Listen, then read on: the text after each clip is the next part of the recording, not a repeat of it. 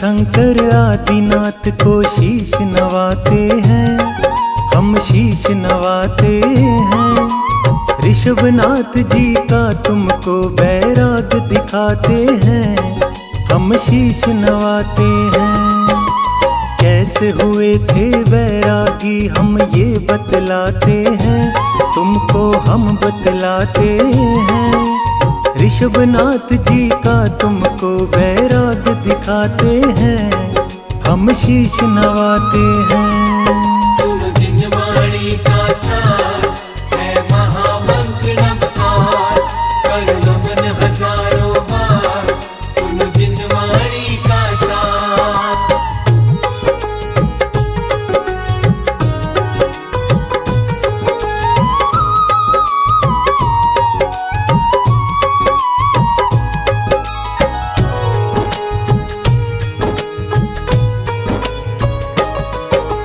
प्रथम जिनेंद्र है आदिनाथ जी ऋषभनाथ भगवान, नाभिराय और मरुदेवी की सर्वोत्तम संतान। चैत्रवदी नवमी को जन्मे नगर अयोध्या धाम, आदिनाथ भगवान का पहले ऋषभनाथ था नाम। ऋषभनाथ जी अंक गणित का करते हैं विस्तार, प्रतिदिन सबको लिखना सिखाते बीज गणित का सार। राजा प्रजा सुखी थे सारे, सबको था संतोष। उनके राज्य में दोषी नहीं थे, हर कोई था निर्दोष। नगर निवासी उत्सव और उल्लास मनाते हैं, तुमको हम बतलाते हैं। ऋषभनाथ जी का तुमको बैराग दिखाते हैं, हम शीश नवाते हैं।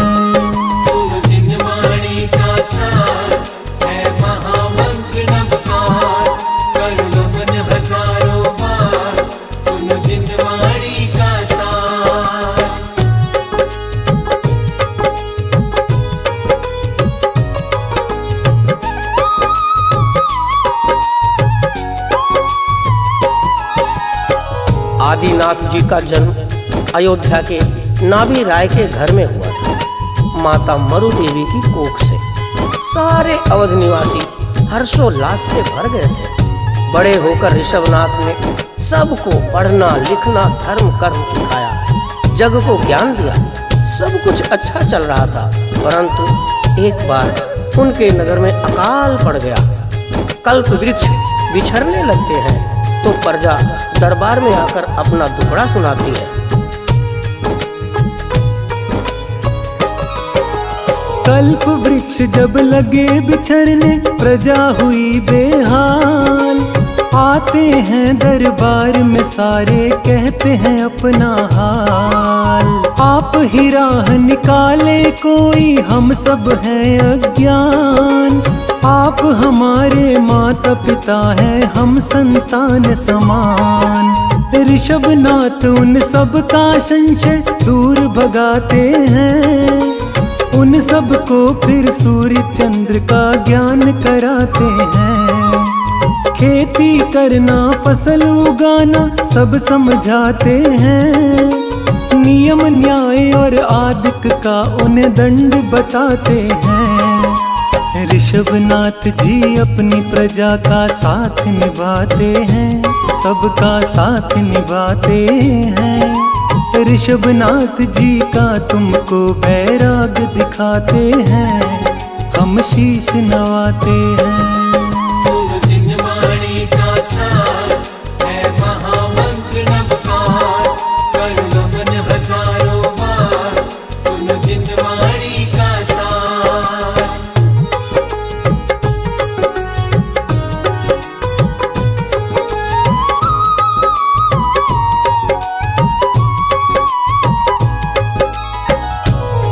ऋषभनाथ अपनी प्रजा को खेती बाड़ी का काम करना सिखाते हैं, न्याय और धर्म अधर्म का ज्ञान सिखाते हैं। ऋषभनाथ के 2 पुत्र और 2 पुत्रियां थे।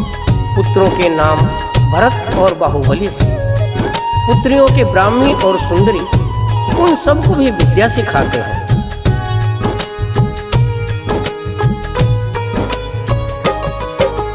पुत्र रतन दो ऋषभनाथ के शोभित है दरबार। बाहुबली और भरत है दोनों सुंदर राजकुमार। दो पुत्री है ब्राह्मी सुंदरी आदिनाथ के आंगन। झूम रहा है हंसी खुशी से ऋषभनाथ का जीवन। एक बार करवाते हैं वो नित्य का आयोजन। बैठ के सब दरबार कर रहे नृत्य का अवलोकन। अल्पायु नित्यांगना की थी नाच रही दरबार। कच्ची कली सी थी वो अप्सरा गई नाच के हार। गिर गई वो कम उम्र अप्सरा सत्य बताते हैं, हम सत्य बताते हैं। आदिनाथ जी का तुमको बैराग दिखाते हैं, हम शीश नवाते हैं।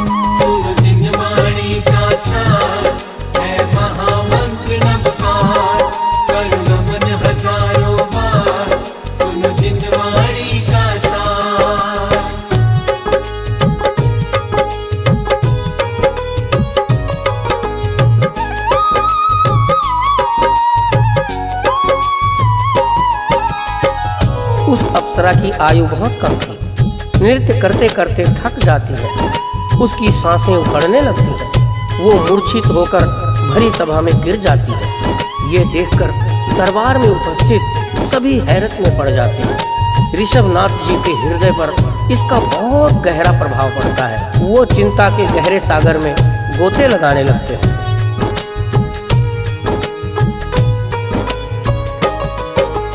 जाग उठा बैराग उसी क्षण आदिनाथ के मन। किसी काम का नहीं हमारा ये नश्वर जीवन।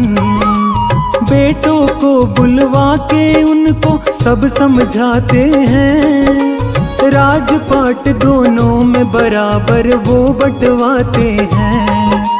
छोड़ सभी झंझट संसारी वन को जाते हैं। राजा हजारों मिलके उनके संग हो जाते हैं। कठिन तपस्या करने लगे वो कठिन करे तप योग। उनके साथ जो आए थे वन में भाग गए वो लोग। गर्मी सर्दी आंधी वर्षा सहते जाते हैं।